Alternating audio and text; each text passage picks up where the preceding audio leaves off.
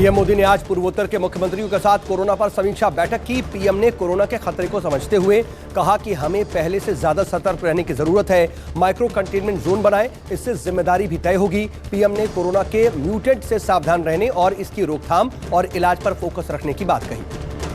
प्रधानमंत्री नरेंद्र मोदी ने आज टोक्यो ओलंपिक में शामिल होने जा रहे भारतीय खिलाड़ियों से संवाद किया। पीएम ने मैरी कॉम, सानिया मिर्जा, दीपिका कुमारी और नीरज चोपड़ा जैसे 15 खिलाड़ियों से संवाद करके उनका हौसला बढ़ाया। पीएम ने कहा कि ओलंपिक में अपेक्षाओं के बोझ तले दबने की जरूरत नहीं है, आपको निर्भीक होकर के खेलने की जरूरत है। कांग्रेस नेता नवजोत सिद्धू ने ट्वीट कर इशारा किया कि आम आदमी पार्टी से उनकी नजदीकियां बढ़ रही हैं। सिद्धू ने ट्वीट करके कहा कि आम आदमी पार्टी ने हमेशा मेरे काम की तारीफ की है। सिद्धू ने कहा कि 2017 से पहले चाहे भ्रष्टाचार का मुद्दा हो या फिर किसान की लड़ाई हो या ड्रग्स और बिजली का मुद्दा हो, सब जानते हैं कि कौन सच में पंजाब के लिए लड़ाई लड़ रहा है। 15 जुलाई को पीएम मोदी वाराणसी के दौरे पर रहेंगे और पीएम के दौरे की तैयारियों का जायजा लेने के लिए यूपी के सीएम योगी आदित्यनाथ खुद वाराणसी पहुंचे। योगी ने पहले पीएम के कार्यक्रम स्थल का दौरा किया। इसके बाद योगी काशी विश्वनाथ मंदिर पहुंचे और भगवान शंकर के दर्शन किए। बता दें कि काशी दौरे पर प्रधानमंत्री नरेंद्र मोदी 1500 करोड़ की योजनाओं की सौगात देंगे। लखनऊ से गिरफ्तार अलकायदा के आतंकियों ने बड़ा खुलासा किया है। आतंकियों ने बताया है कि आईएसआई की साजिश थी कि ट्रेनों में धमाके किए जाएं। पूछताछ में पता चला है कि अयोध्या के साथ काशी और मथुरा के मंदिर भी आतंकियों के निशाने पर थे, लेकिन कोरोना के चलते आतंकियों ने योजना को टाल दिया था। आतंकियों को लॉकडाउन के चलते चेकिंग में पकड़े जाने का डर था। एटीएस ने अब तक 10 से ज्यादा संदिग्धों को हिरासत में लिया है। साध्वी प्रज्ञा ने जनसंख्या नीति की तारीफ की है और मध्य प्रदेश में भी जनसंख्या नियंत्रण की दिशा में कदम उठाने की मांग की है। साध्वी प्रज्ञा ने कहा है कि खुदा ने मुंह दिया है तो खाने को भी देगा। ऐसी सोच वाले लोग ही जनसंख्या बढ़ा रहे हैं। बांग्लादेशी घुसपैठिए जनसंख्या बढ़ा रहे हैं। अरविंद केजरीवाल की नजर मिशन 2024 पर है। पंजाब उत्तराखंड के बाद आज केजरीवाल गोवा के दौरे पर रहे। आम आदमी पार्टी गोवा विधानसभा चुनाव लड़ने की तैयारी में है। केजरीवाल ने कहा कि गोवा बस बदलाव और ईमानदारी की राजनीति चाहता है। नीतीश कुमार के बयान पर बीजेपी नेताओं ने ऐतराज जताया है। केंद्रीय मंत्री गिरिराज सिंह ने यूपी के जनसंख्या नीति की तारीफ की है। गिरिराज सिंह ने कहा है कि यह देश के विकास का मुद्दा है, धर्म और राजनीति का मुद्दा नहीं है। जनसंख्या नियंत्रण कानून देश भर में लागू होना चाहिए।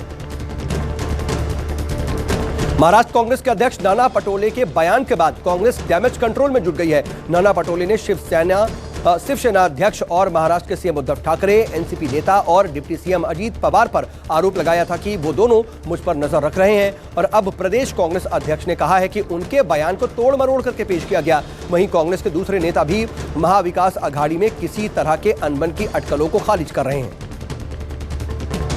योग गुरु बाबा रामदेव ने कहा है कि भारत में विदेशी कंपनियों के एकाधिकार को पतंजलि ने चुनौती दी है।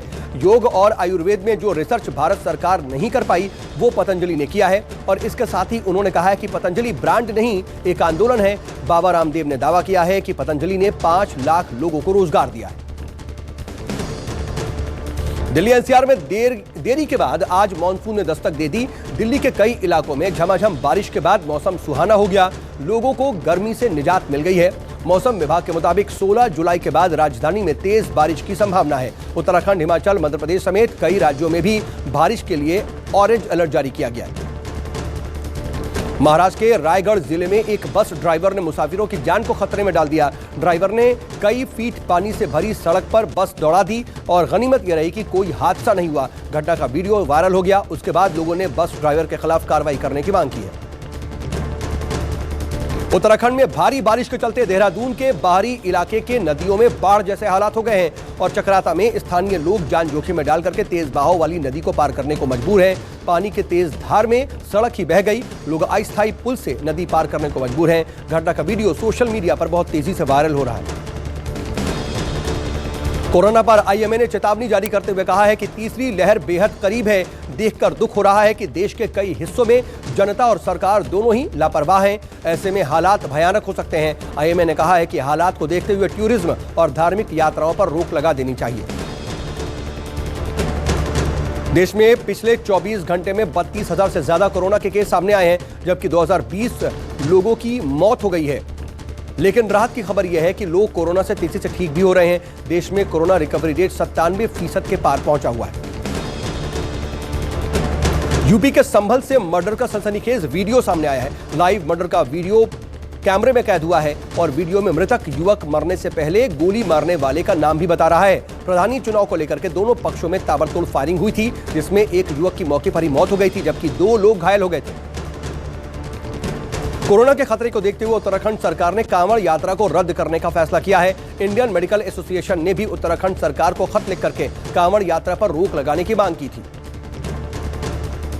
और महाराष्ट्र के चंद्रपुर में दर्दनाक हादसा हुआ है। यहां पर डीजल जनरेटर के धुएं से 6 लोगों की मौत हो गई। बताया जा रहा है कि बिजली जाने के बाद घर वालों ने जनरेटर चलाया था। थोड़ी ही देर में पूरे घर में जनरेटर का धुआं भर गया और घर में सो रहे 6 लोगों की दम घुटने से मौत हो गई।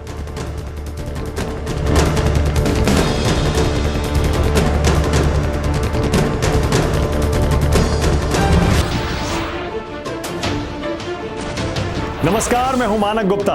अगर आपको हमारा ये वीडियो पसंद आया हो तो इसे लाइक और शेयर जरूर करें और हाँ, हमें सब्सक्राइब और फॉलो करना ना भूलें ताकि आप देश और दुनिया की कोई खबर मिस ना करें। तो जुड़े रहिए हमारे साथ और देखते रहिए न्यूज़ 24।